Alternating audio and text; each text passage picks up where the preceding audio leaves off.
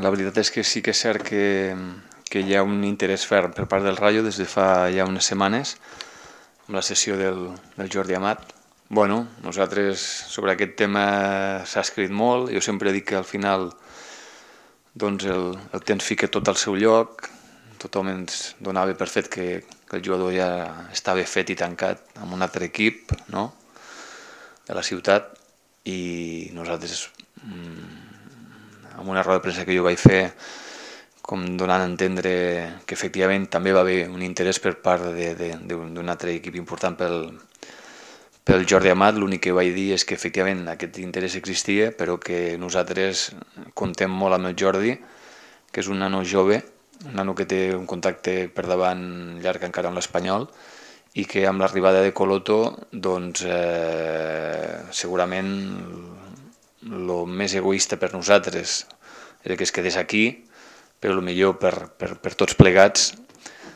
pensant en el futur, és que el Jordi tingués minuts i pogués créixer, i que millor que fer-ho en una lliga com l'Espanyola i a primera divisió, no? Ha sortit aquest interès del Rayo i penso que realment pel Jordi pot ser força positiu el gaudir de minuts y el seguir creciendo como jugador. Está claro que este año estamos buscando, también ya el año pasado con la llegada, la incorporación a última hora del Rifle, nosotros si nos hemos caracterizado por algo, es un equipo muy joven, las últimas temporadas, la temporada no anterior sino la anterior, anteanterior, éramos el segundo o tercer equipo más joven de la categoría, la anterior, o sea la última, hemos sido el equipo más joven de la categoría. Y esa virtud que tiene el equipo, con esa juventud, que eso se transmite en el campo, un equipo muy, pues, con un nivel muy alto de ritmo, realmente hacemos los partidos complicados para el rival, también a veces pues nos pasa factura, ¿no? Y por eso en la última temporada hemos intentado buscar ese equilibrio, ¿no?, con jugadores de cierta experiencia, también que tengan ilusión por estar aquí en este proyecto, porque si vosotros un poco revisáis el tipo de fichajes, pues básicamente en estos últimos años es una apuesta muy importante por gente joven, por gente que, como el caso de Guacaso, son jugadores que quizá aún no han explotado en otros lugares, pero que tienen esa hambre, ese potencial, lo tienen. Nosotros tenemos que apostar por esa gente, es el perfil que nos gusta. Y luego el perfil de jugador con experiencia, pero el perfil de jugador con experiencia que tiene ilusión por venir aquí, que puede aportar cosas, que tiene un perfil humano determinado, ¿no? Entonces Joan, en ese sentido, cumple, ¿no?, con eso. Veremos, veremos si puede venir, si no puede venir. No es la única opción que se está barajando en la opción de lateral izquierdo, también estamos barajando otras posibilidades, pero sí que es un jugador pues que como tú dices, esa mezcla entre esa gran juventud que tenemos, pues se puede buscar ese equilibrio con ese perfil de jugador. Sí, és un jugador molt interessant, un jugador que també hem estat darrere de la seva situació doncs tampoc fàcil, un jugador que la Roma va pagar una quantitat important de diners la temporada passada, que ha jugat a la Roma, no titular indiscutible, però sí que ha jugat un bon número de partits, i jo dic que són situacions que s'ha d'esperar, són situacions complicades. Evidentment que quan tens un potencial econòmic, aquest tipus de negociacions i d'interessos són molt fàcils de concretar. Quan no tens un potencial econòmic, el que et queda és tenir tranquil·litat, tenir molta paciència, no ficar-se nerviós, no, com moltes vegades a tots ens agradaria ràpidament firmar els jugadors i dir, ja tenim la plantilla feta. Crec que estem en un bon moment de la composició de la plantilla, que amb els nostres recursos repeteixo, han firmat el que volien firmar, i que amb tota la tranquil·litat que queda, de tot el temps que queda moltíssim encara per davant,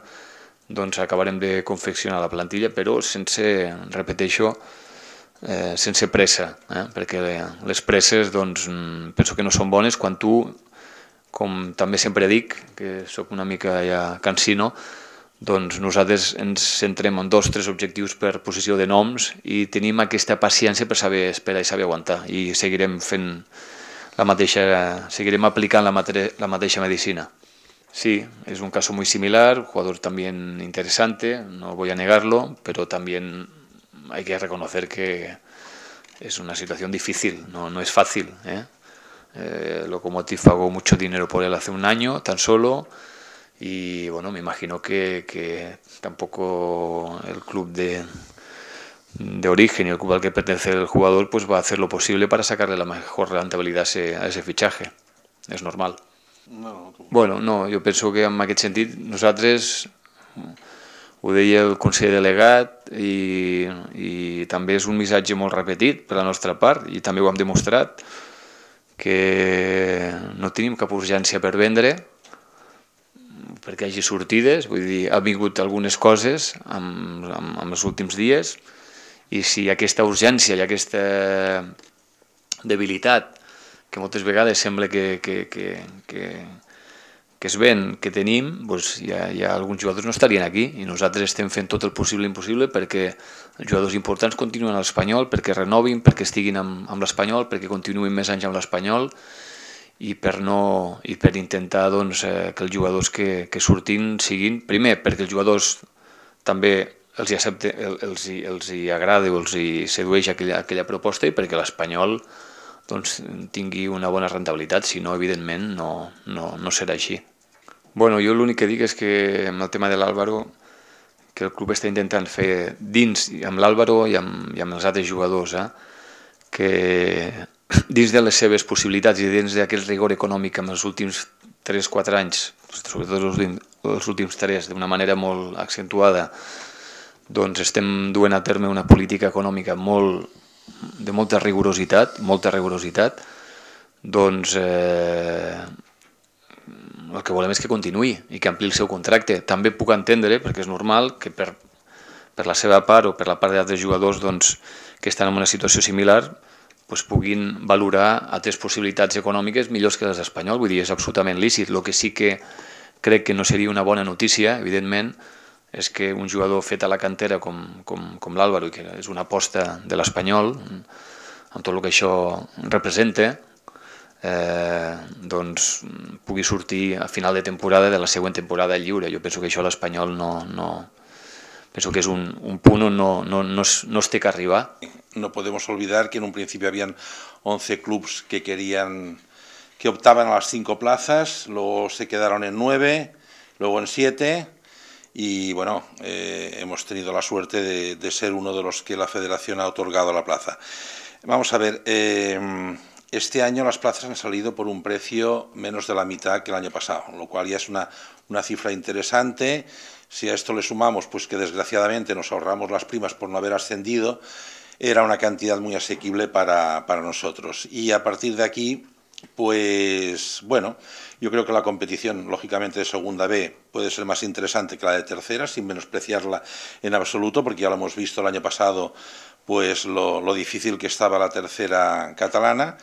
pero también a los jugadores les hace más ilusión y es bueno que esto se produzca de esta manera, porque a fin de cuentas pues el jugador es el que ha de dar un rendimiento para en su día, si el míster lo cree oportuno y la dirección deportiva igual, puedan dar el salto para el primer equipo. Se está confeccionando un equipo, creo yo, interesante, con una media de edad de 21.6. El año pasado estábamos, si no recuerdo mal, en 20.5. O sea que si hubiéramos mantenido los jugadores del año pasado, hubieran pasado este año, pues sería la misma media de edad. Y bueno, pues ha habido una renovación importante, muy importante, y vamos a ver qué es lo que pasa, ¿no? Pero la ilusión tanto en el club como en los jugadores que se han incorporado es máxima, y yo creo que algún jugador de estos dará alguna sorpresa.